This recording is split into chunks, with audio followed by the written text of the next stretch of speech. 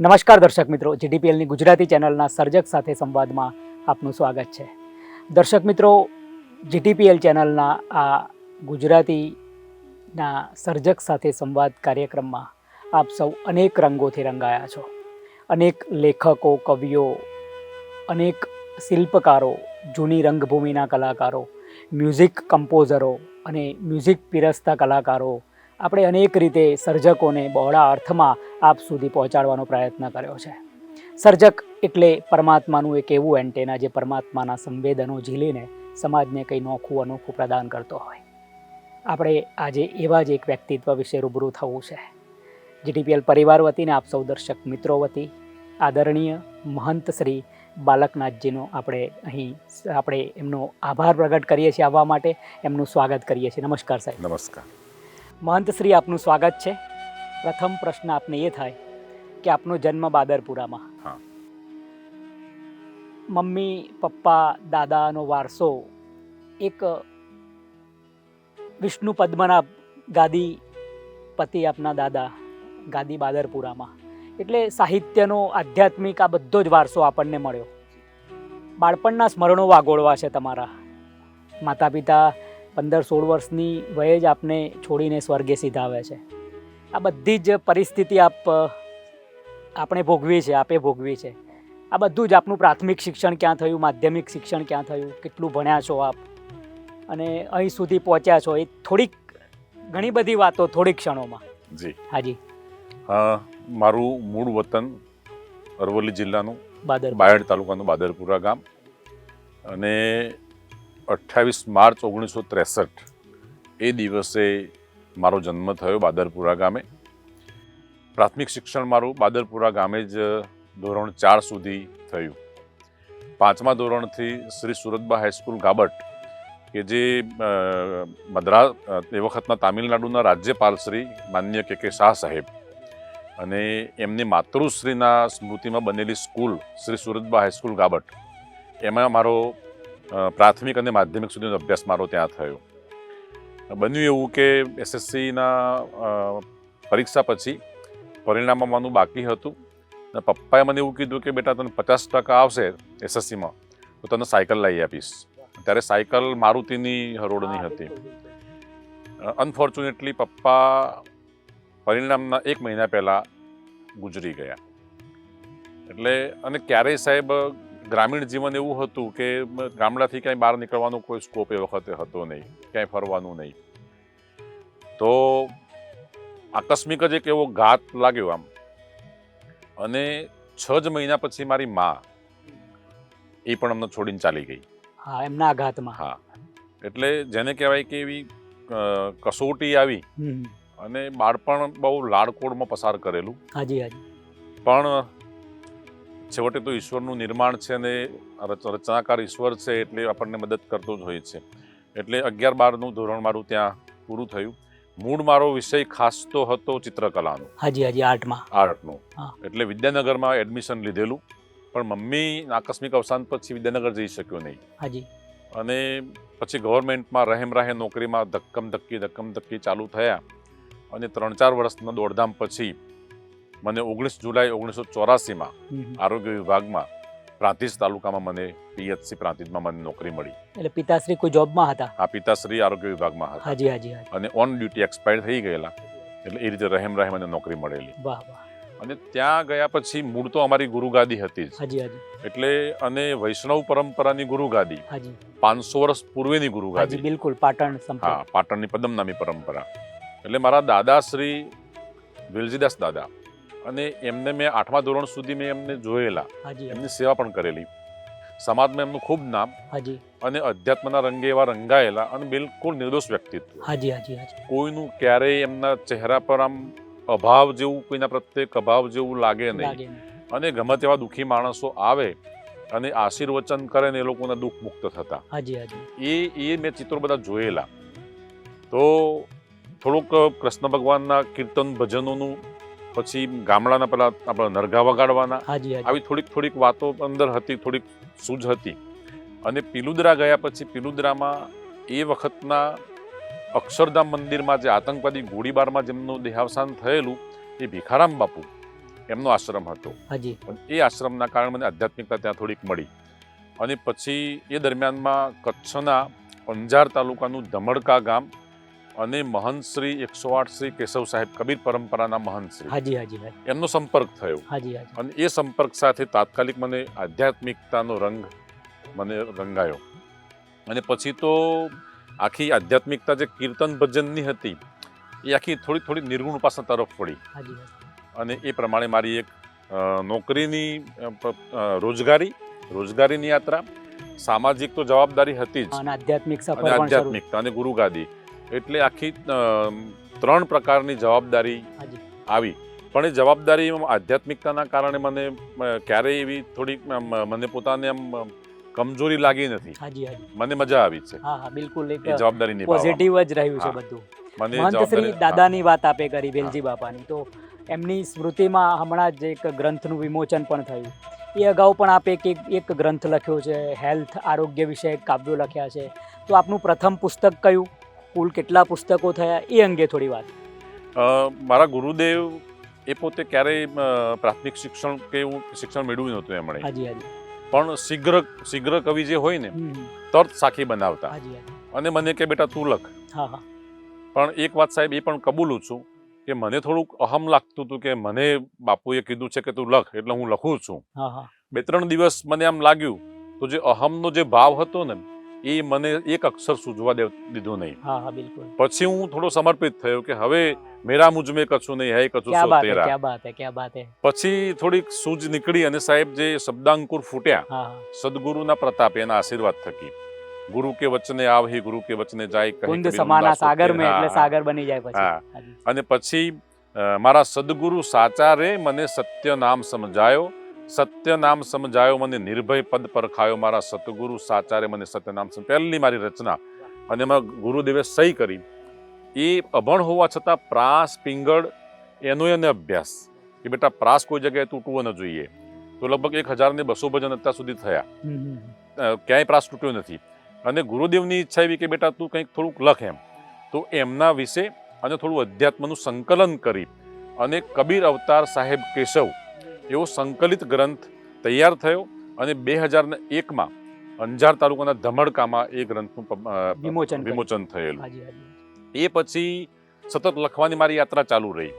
સરકારી નોકરી પણ ખરી સાહેબ, રાત્રે ભજનોમાં જવાનું, સવારે 5 વાગે 6 વાગે આવું ને પાછો 8-9 વાગે મારી નોકરી પર જતો રહું.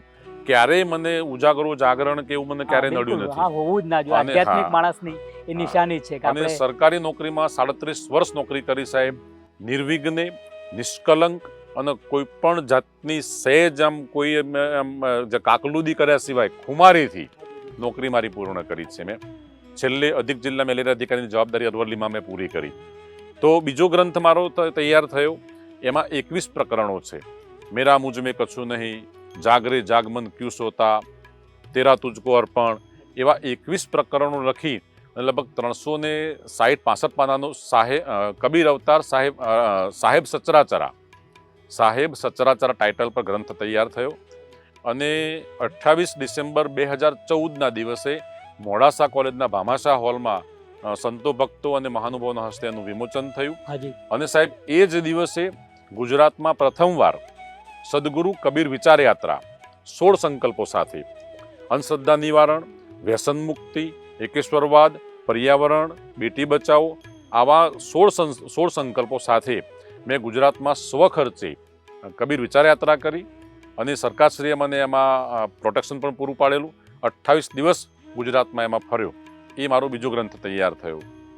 એ પછી દાદાની સ્મૃતિમાં મારી પરિભ્રમણ દરમિયાનમાં મને ખબર પડી કે દાદા એ જમાનામાં પગે ચાલીને પરિભ્રમણ કરતા અને અધ્યાત્મ અમારી ગાદીનું જીવતું રાખેલું એમણે. હાજી હાજી એટલે મને થયું કે આટલી એમણે પુરુષાર્થ કરેલો છે તો એ પુરુષાર્થ એડે કેમ જવા દેવાય. બિલકુલ બિલકુલ સાચી વાત. અને થોડી શબ્દની સૂઝ હતી. આપ જેવા સાહિત્યકારો અને તજજ્ઞોનો મને સતત સહવાસ પણ હતો.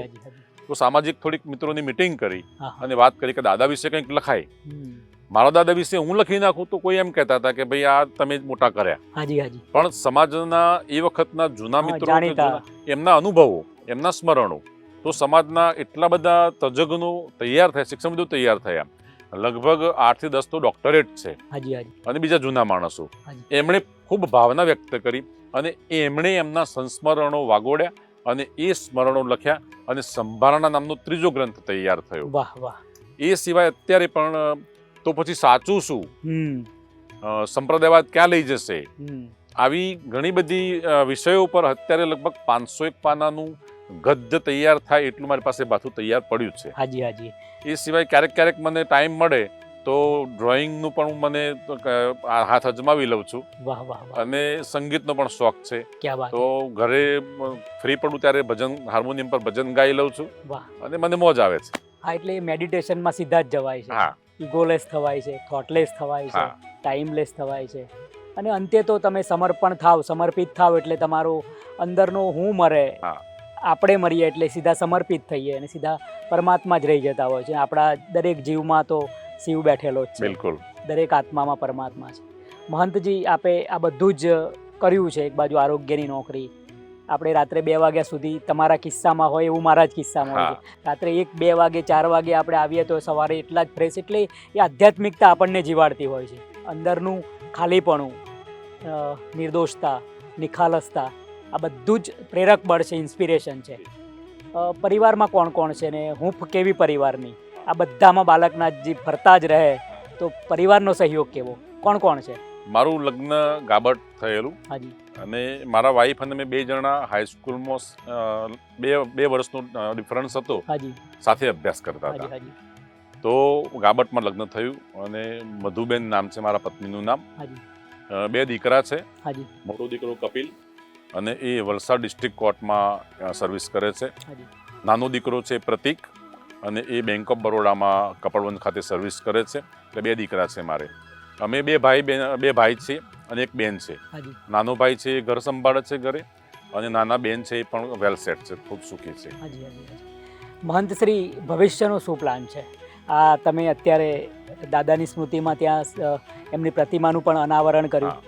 હવે એક બાજુ પાટણ પરંપરાની ગાદી છે 500 વર્ષ જૂની, એક બાજુ કબીર પંથમાં પણ આપ સક્રિય છો, અનેક ભક્તો છે, અનેક સેવકો જે આપને સમર્પિત છે, આપ પણ આપના ગુરુને સમર્પિત છો. તો ભવિષ્યનો શું પ્લાન છે આધ્યાત્મિક ક્ષેત્રે અને સામાજિક ક્ષેત્રે? બહુ સરસ વાત કરી આપે. વર્તમાન સંજોગો સાહેબ, જે વ્યક્તિ સાંપ્રદાયિક છે, ધાર્મિક નથી. હાજી હાજી બિલકુલ. કોઈને કોઈ સંપ્રદાય એને કોઠે લાગેલા છે. સાંપ્રદાયિક હોવું ને ધાર્મિક હોવું 2 ફરક છે. 2 ફરક છે. અને સદગુરુ કબીર સાહેબે આજે 624-25 વર્ષ પહેલા વાત કરેલી કે ચલતી ચક્કી દેખ કર દિયા કબીરા રોય, 2 પાટન કે બીચ મેં સાબુત બચાના કોઈ. વાહ. 2 પડ વચ્ચે, જડ અને ચેતનનું પડ, સત્ય અને અસત્યનું પડ, પૃથ્વી અને આસમાનનું પડ, ઈશ્વર અને માયાનું પડ, હું અને મારું, હા. આ બધા પડ વચ્ચે માણસ પીસાય છે. એમાં એ અરસામાં જ્યારે મુસ્લિમ સામ્રાજ્ય અને આ બાજુ પંડિત પુરોહિતો, હાજી એ બંનેના જ્યારે વાદ હતા, એમાં વચ્ચેનો માર્ગ સદગુરુ કબીર સાહેબે કાઢ્યો. નિર્ભયપણે સાહેબ, બિલકુલ બિલકુલ. શબ્દોના પથ્થરના ઘા કર્યા. હા, કર્મકાંડી પંડિતોને તો બહુ હરાવ્યા એમણે. હા એટલે હું પોતે પણ આનો સખત વિરોધી છું. હા. કારણ કે તમે કોઈ માણસને છેતરી ના શકો, હા એના આત્મા સાથે ક્યારે ના દુભા, કારણ કે દરેક આત્મામાં પરમાત્મા બેઠો હા. છે. માણસ કોઈ પણ નાતનો હોય, કોઈ પણ. એટલે આ કબીર સાહેબે આજે કામ કર્યું છે, ઉત્તમ કામ કર્યું છે. અને ગોરખનાથની હા. જે પરંપરામાં જે કબીર સાહેબ, દાસી જીવન, ત્રિકમ સાહેબ સુધી આપણને સંત પરંપરા મળે અને એની ઉજળી પરંપરા આપશો આગળ. હા. એટલે કબીર સાહેબનું મને એક પદ મારામાં કાયમ, મારા છેલ્લા શ્વાસ સુધી જીવંત રહે અને એ પદનો પસારો થાય. એ પદ એ છે, મેરી પૂજા મેં ખુદ કરતા હું, વો સિદ્ધાંત હમારા, મેરી લહેરી કો તો मैं ही जानूं, क्या जाने जगत गवारा. क्या बात है, क्या बात है, बहुत अच्छे. તો સ્વયંની જે ચેતના છે, એ ચેતના છે, એ ચેતના અંદર અને બહાર, એનાથી વિશેષ કશું જ નથી. સાચી વાત છે. અને એ ચેતના જ્યારે અનુભૂત થાય ત્યારે દ્વૈતવાદ છે, જુદાપણું.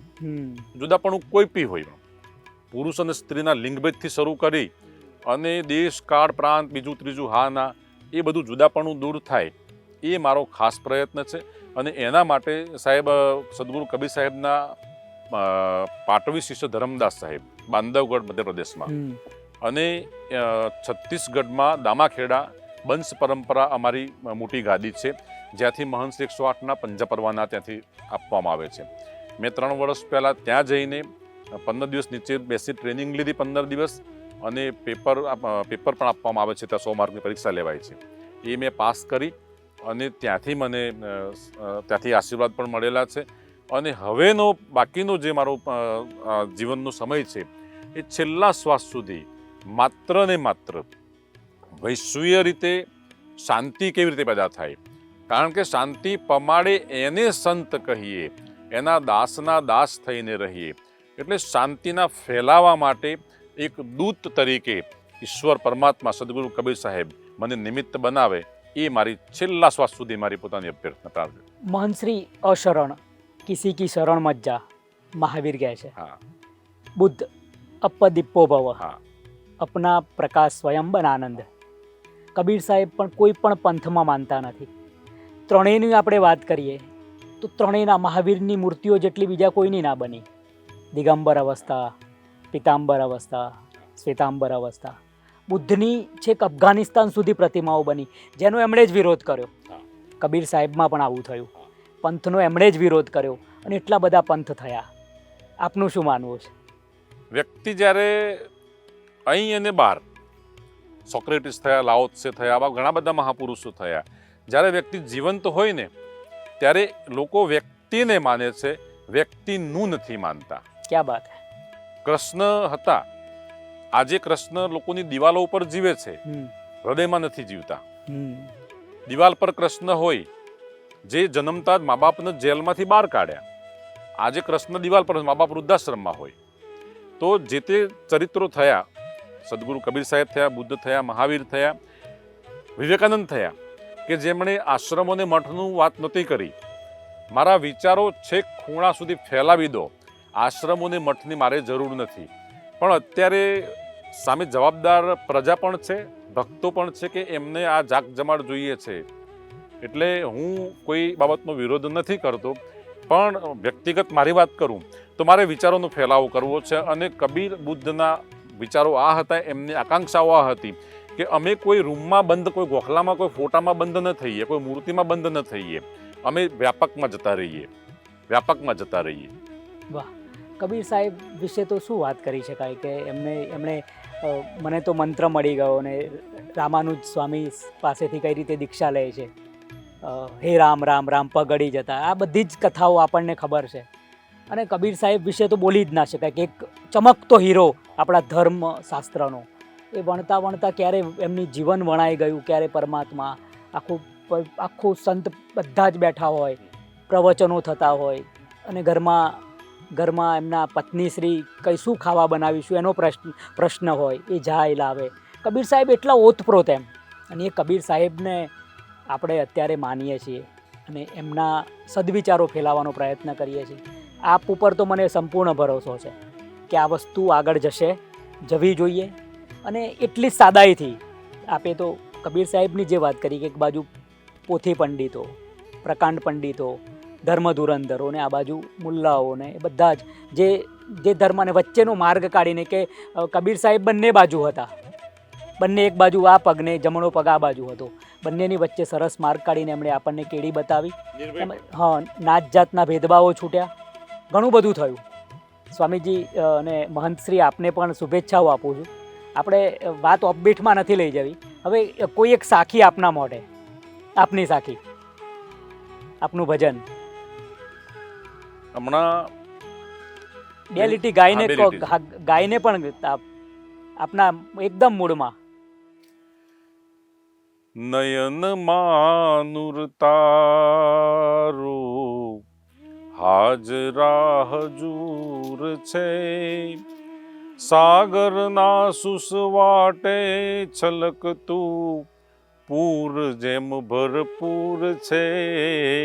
નયન માનુર તારું હાજરા હજૂર છે, સાગરના સુસવાટે છલકતું પૂર જેમ ભરપૂર છે.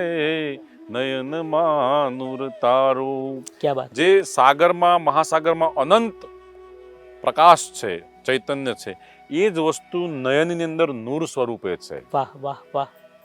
પણ એની ઝાંખી થાય પછી આનંદ. અને કબીર સાહેબની સાહેબ વાત કરી લઉં વચ્ચે બિલકુલ બિલકુલ. કે કોઈ ગુરુ સાથે આમ નિર્ભયપણે રામાનંદની ફોજમાં સન્મુખ લડે કબીર. તો રામાનંદ સ્વામીનું થોડુંક અધ્યાત્મ આખું અલગ હતું. હા હા નિર્ગુણ ઉપાસના હતી. હા અને નિર્ગુણની ઉપાસનાનો આમણે કેડી ત્યાં કંડારી. હે ગુરુ રામાનંદા સમજ પકડ મોરી બાહી, બાલક જો ઘુંઘरू ખેલત હૈ સો બાલક હમ નાહી, હમ તો કરત હૈ સદકા સોદા તેર પથરા પૂજત નાહી.